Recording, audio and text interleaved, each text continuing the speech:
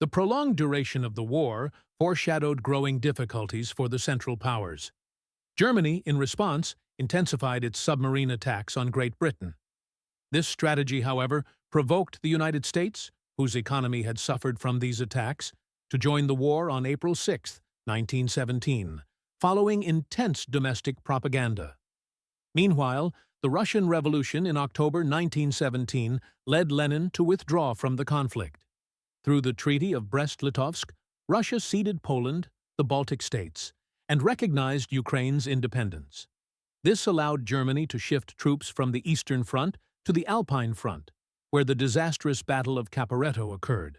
The Italian army was forced to retreat over 150 kilometers, suffering 400,000 casualties, including dead, wounded, and prisoners. The newly formed Italian government, led by Vittorio Emanuele Orlando, dismissed General Cadorna and appointed General Armando Diaz. Diaz successfully stabilized the front along the Piave River and halted the Austro-Hungarian offensive. Germany began to feel the weight of the Entente's economic blockade and launched a final offensive, but was defeated by Anglo-French forces at the Second Battle of the Marne. Bulgaria surrendered, while Hungary, Czechoslovakia, and Yugoslavia declared independence from the Austro-Hungarian Empire. Italy defeated Austria in the Battle of Vittorio Veneto. Emperor Charles I abdicated, and Austria declared itself a republic. Turkey surrendered, followed soon after by Germany. World War I caused over 8.5 million deaths and more than 21 million wounded.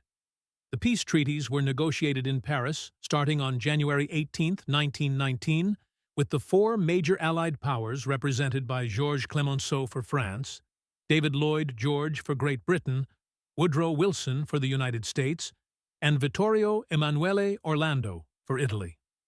France aimed to weaken Germany, while Britain sought to avoid strengthening France too much and wanted to dismantle the German navy. Wilson proposed his famous 14 points, but a punitive approach ultimately prevailed. Clemenceau advocated replacing Germany's power with that of France, while Wilson promoted a democratic international order. The map of Europe was drastically redrawn, with the creation of new states, including Hungary, Czechoslovakia, Yugoslavia, Estonia, Finland, Latvia, and Lithuania. Austria lost 7/8 of its former empire. Palestine and Iraq were entrusted to the British, while Syria went to the French. Germany faced the harshest consequences. Blamed as the main aggressor, it was saddled with a debt of 132 billion gold marks, forced to drastically reduce its military and navy, and lost all its colonies. Alsace and Lorraine were returned to France, which also gained mining rights. The Polish corridor was created, and the Treaty of Brest-Litovsk was annulled. Italy received Trentino, South Tyrol, Venezia Giulia, and Trieste, but was denied other promised territories under the Treaty of London, such as parts of Albania, Dalmatia, Turkey, and the annexation of Fiume. The other powers argued that Italy's claims violated the principle of national self-determination. In protest, the Italian delegation walked out of the talks. Upon their return, Britain and France had already divided Germany's colonial possessions. The sanctions on Germany were considered excessively harsh by many, although the French were not fully satisfied either. The four great empires, Austro-Hungarian, German, Russian, and Ottoman, had all collapsed. The true victor of the war was the United States, which emerged as the world's leading power.